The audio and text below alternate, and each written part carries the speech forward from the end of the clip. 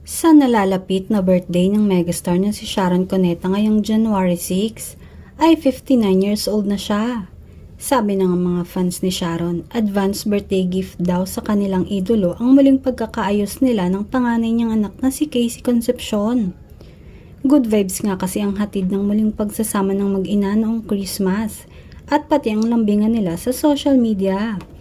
Nakaka-feel good talaga. At dahil birthday na nga ng megastar sa Monday, ang mga fans ay umaasang may pa-birthday surprise si Casey sa kanyang nanay.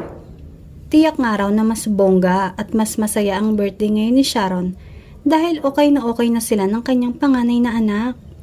Sa bagay, kahit siguro simpleng message lang na patribute sa kanya ni Casey ay ikaliligayan na ng kanyang mama. Si Sharon kasi yung taong sa mga simpleng bagay lang, lalo na at mula sa kanyang mga anak ay sobrang natatouch na siya. Ang inaabangan ng mga fan niya, lalo na ng Shagab fans, ay kung babatiin ba siya ng kanyang dating asawa na si Gabby Concepcion.